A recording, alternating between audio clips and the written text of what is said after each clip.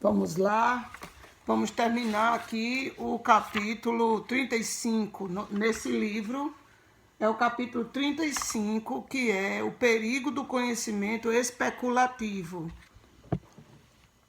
E nesse livro aqui nós estamos na página 191.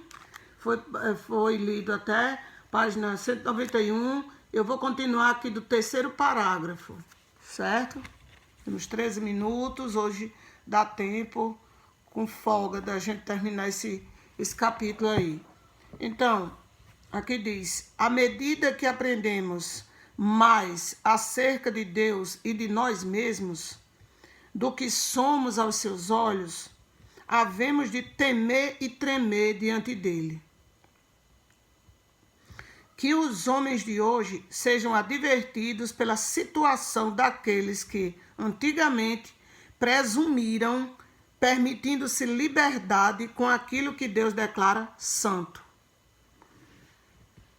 Quando os israelitas se atreveram a abrir a arca, ao voltar ela da terra dos filisteus, sua irreverente ousadia foi assinaladamente punida. Nós vimos que aquelas pessoas morreram, né?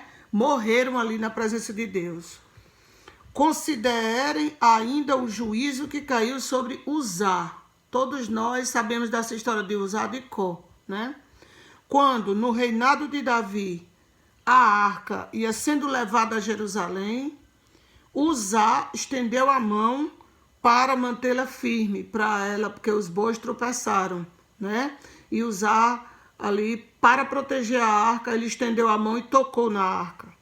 Por ousar tocar o símbolo da presença de Deus, foi ferido de morte instantânea e caiu morto. Na sarça ardente, quando Moisés, não reconhecendo a presença de Deus, dirigiu-se para contemplar a maravilhosa visão, foi dada a ordem: não te chegues para cá, tira os teus sapatos de teus pés, porque o lugar em que tu estás é terra santa. E Moisés encobriu o seu rosto, porque temeu olhar para Deus. Êxodo 3, 5 e 6. Partiu, pois, Jacó de Berseba e foi-se a Harã. E chegou a um lugar onde passou a noite, porque já o sol era posto. E tomou uma das pedras e a pôs por sua cabeceira e deitou-se naquele lugar. E sonhou, e eis que era posta na terra uma escada, cujo topo tocava nos céus. E eis que os anjos de Deus subiam e desciam por ela. E eis que o Senhor estava em cima dela, e disse: eu sou o Senhor, o Deus de Abraão, o teu pai, e o Deus de Isaque. Esta terra em que estás deitado, te darei a ti e a tua semente. E eis que eu estou contigo, e te guardarei por onde quer que fores, e te farei tornar esta terra, porque não te deixarei até que te haja feito o que te tenho dito. Acordado, pois, Jacó do seu sono, ele prometeu. Na verdade, o Senhor, ele disse, né? Na verdade, o Senhor está nesse lugar e eu não sabia. E temeu e disse: quão terrível é este lugar! Este não é outro lugar, senão a casa de Deus, e esta é a porta dos céus. Gênesis 28, 10 a 13, e também de 15 a 17. Então ele reconheceu que aquele lugar ali era santo, porque Deus estava ali. Deus o buscou ali. Deus respondeu sua oração ali. Deus fez promessas a ele ali. Então é incrível, né? Como Davi falou aí que o estudo adicional da lição está, pelo Espírito Santo, casando-se com o que vai acontecer hoje à noite, né? A inauguração de 2 templos aqui no Distrito de Açu, o templo do bairro Bela Vista e o templo aqui do bairro do Eliseu. Esses lugares são santos ao Senhor. Ao entrar nesse lugar, tire a sandália dos pés, ou seja, tire a sandália do seu coração. Entre com reverência. Entre com a certeza de que aquele lugar é consagrado ao Senhor. Ali o Senhor se manifesta. Ali nós viemos para adorar, não para receber adoração. Então não chame atenção para você mesmo. faça o seu culto de adoração a Deus com reverência. No santuário do tabernáculo do deserto e do templo, olha só como está tudo conectado, né, pelo Espírito Santo, que eram os símbolos terrestres da habitação de Deus. Um aposento era sagrado por sua presença. O véu bordado de querubins à sua entrada não devia ser erguido por nenhuma mão, com exceção de uma.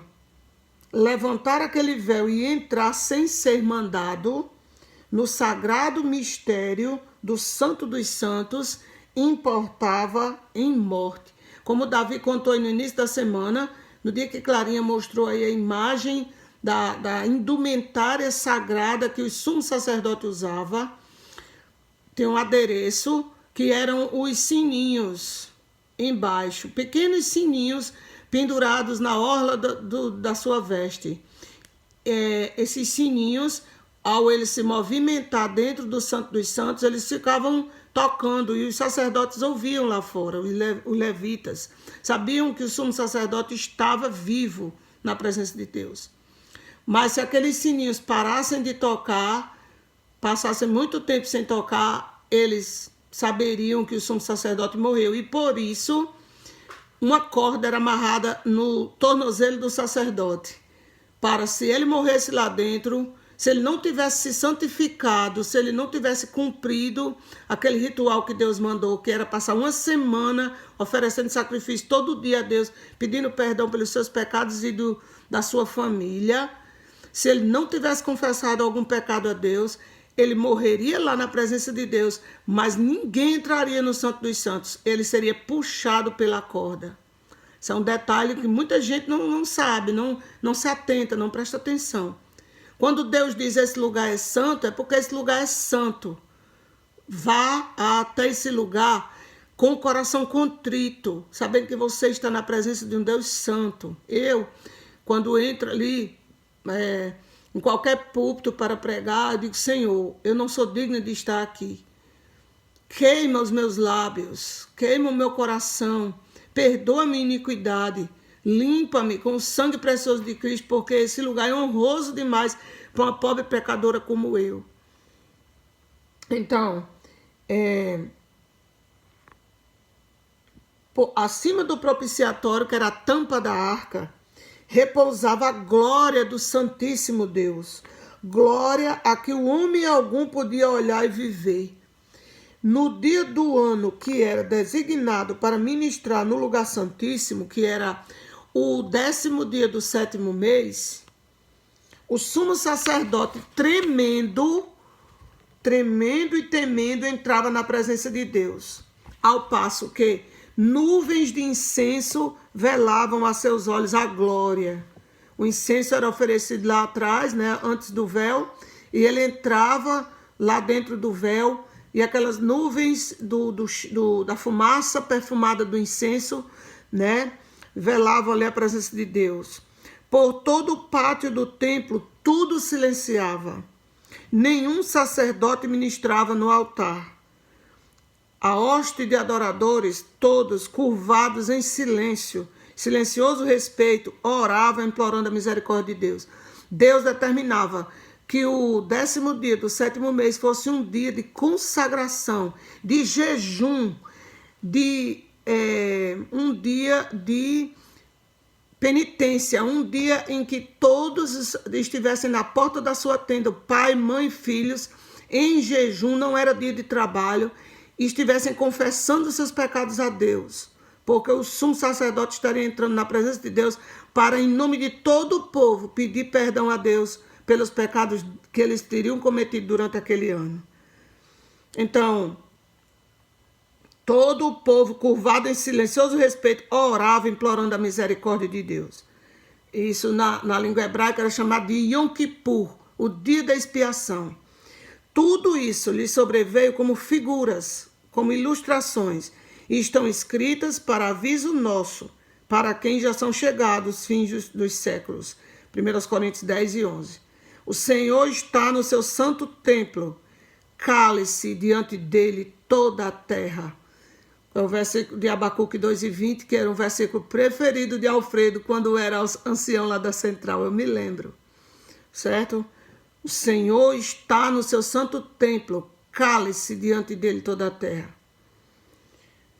O homem não pode, mediante pesquisas, achar a Deus. Ninguém, com mão presunçosa, busque erguer o véu que lhe oculta a glória. Insondáveis são os seus juízos, e quão inescrutáveis são os seus caminhos. Romanos 11:33. É uma prova de sua misericórdia o ser oculto o seu poder, pois erguer o véu que oculta a divina presença resulta em morte. Nenhuma mente humana pode penetrar no retiro em que o poderoso habita e opera. Unicamente aquilo que ele acha por bem revelar, podemos dele compreender. Como diz lá no Antigo Testamento, né? As coisas ocultas são para o nosso Deus e as reveladas são para nós e nossos filhos para sempre. A razão precisa reconhecer uma autoridade superior a ela. O coração e o intelecto precisam dobrar-se diante do grande Deus, eu sou. Amém, irmãos? Que nós nos lembremos disso ao entrar nos templos que consagramos ao Senhor. Guardemos os nossos pés, guardemos a nossa boca, né? Calemos-nos diante do Deus do universo, ouçamos a sua voz, adoremos a Ele com reverência, porque Ele é digno disso. Maravilhoso Deus, Pai amado, quão grande e magnificente, Senhor, é a tua presença. Nenhum templo humano pode conter a tua presença, nem o céu dos céus pode contê-la, porque o Senhor é maior que tudo. Nós amamos cantar esse louvor, maior que forças, maior que reis, maior que tudo é o Senhor. E o Senhor prova o seu amor para conosco quando Jesus se tornou o menor de todos, um servo, sofredor, entregou-se naquela cruz. Ali ele foi maior que tudo, porque ele pagou o preço dos nossos pecados, a tua justiça.